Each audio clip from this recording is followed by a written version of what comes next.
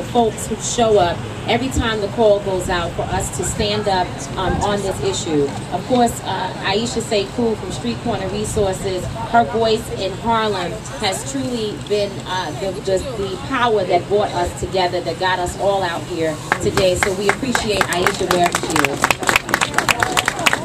The bottom line is that we keep meeting, but nothing is changing. People, since Congresswoman Gabby Giffords was shot, there have been many more. That this has not in any way slowed down or stopped the issue of gun violence. And we meet, we march, we rally, we talk, we do all of these things, but we do not move the needle. And I think that that is the reason why we continue to come out, because our raising awareness about the fact that there is not enough being done.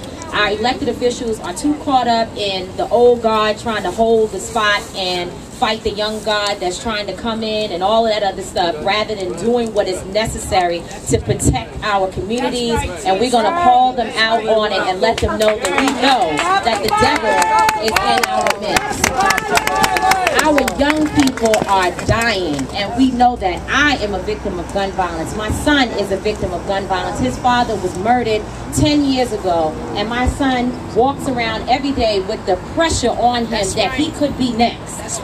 Little kids, 11 years old, shot in the stomach today. This is happening every single day. And if we do not stop worrying about ourselves and political posturing and who's going to have the biggest church and who's going to be the next speaker and all those things, we will continue to watch a young race of children die off. And so I think that, you know, we can't keep playing games and not saying what's true. The reality is that folks come out, they march, and they rally so that their faces are shown, but when they go back to their offices, they do not do enough That's work. That's right. Amen. We will be calling that.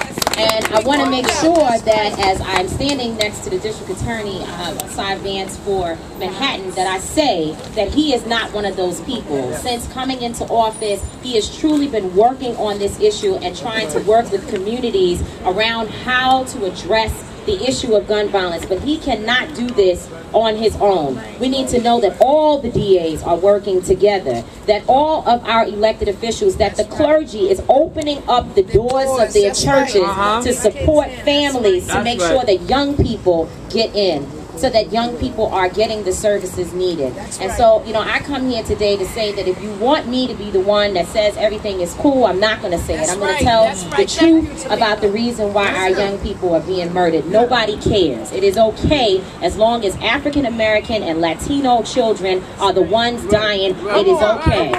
If, in fact, on 61st Street in this city, young people started dropping dead after leaving school that were not black and Latino, you would see that the entire city would stand up and no one would sleep until the issue of gun violence is addressed. And so that is the real, that's the truth. Erica Ford and A.T. Mitchell, I see you guys standing off to the side. They're over there saying we do the work, we're out here, we don't have to speak. We want people to know that we are they're in the house, and that those two are the folks who are in the community on the ground with the young people, trying to keep them. They are the ones that are there when a young person has the gun in its hand saying, I'm going to go out and take action. And they say, please, let me talk you down from this. And that is where the rubber really, truly does meet the road. And so that's what's real. That's what's going on in the community. I'll be at every march, every rally. But to tell you the truth, many of us are tired,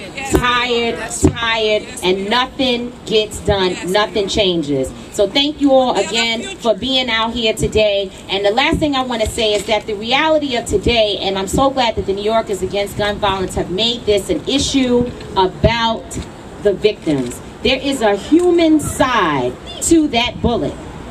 The victims are not only the person who is the victim of the bullet, but also the family of the person who does the shooting.